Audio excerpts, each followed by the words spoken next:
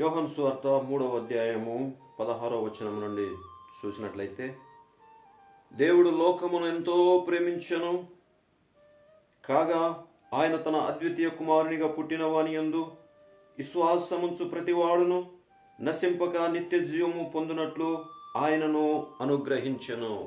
దేవుడు లోకాన్ని ప్రేమిస్తా ఉన్నాడు.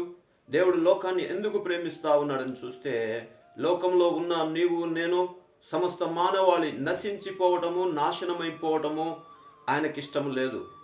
అందరూ నశించిపోవడం ఆయన చిత్తము కాదు. అయితే లూకా సువార్త 19వ అధ్యాయం 10వ వచనంలో ఈ రీతిగా లేఖనం సెలవిస్తా ఉంది. ఏమనంటే, నశించిన దానిని వెతికి రక్షించుటకు మనుష్య కుమారుడు వచ్చెను. మనుష్య కుమారుడు ఎందుకు వచ్చాడట ఈ లోకానికి అని మనం చూడగలిగినట్లయితే, ప్రేమైన వర్లారా, నీవు నేను పాపము చేత, దుర్నీతి చేత, అపవాది బంధకాలలో నశించిపోతా ఉన్నప్పుడు దేవుడు తన కుమారుడైనటువంటి యేసుక్రీస్తు ప్రభుల వారిని ఈ లోకానికి పంపించి ఆయన నిన్ను నన్ను రక్షించడానికి వచ్చాడు.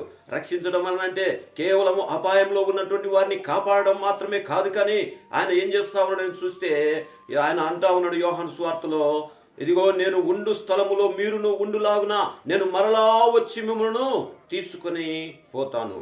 ఎక్కడికి తీసుకుని వెళ్తాడట దేవుడు?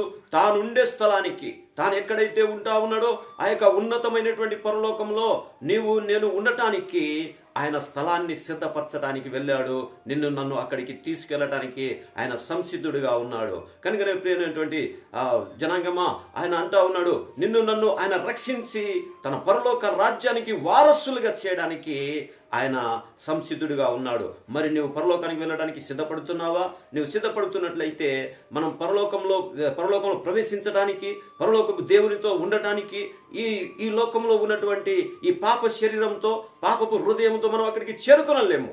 కనుక మనకున్నటువంటి ప్రతి పాపమును కడిగి వేసుకోవాలి. యేసుక్రీస్తు రక్తంలో నీ పాపము నా పాపమును మనం కడిగి వేసుకొని మనం పవిత్రులమై శుద్ధీకరించబడినటువంటి వారమై ఆయన పరలోక రాజ్యానికి మనము వారసులం అవ్వాలనేసి ఈ యొక్క ప్రత్యేకమైన సందర్భంలో జ్ఞాపకం చేస్తా ఉన్నాను. కనుక నీవు పరలోకానికి వెళ్ళాలని, మోక్షానికి వెళ్ళాలని నీవు సంసిద్ధుడవైతే యేసుక్రీస్తు ప్రభుల వారిని నీ సొంత రక్షకునిగా అంగీకరించగలిగినట్లయితే నీవు పాతాళం నుండి తప్పించబడి మోక్షానికి వెళ్ళేటువంటి వాడిగా ఉంటావనేసి ఈ ప్రత్యేకమైన సందర్భంలో జ్ఞాపకం చేస్తూ ప్రభు కృప మీకు అందరికీ తోడై ఉండి నడిపించును గాక.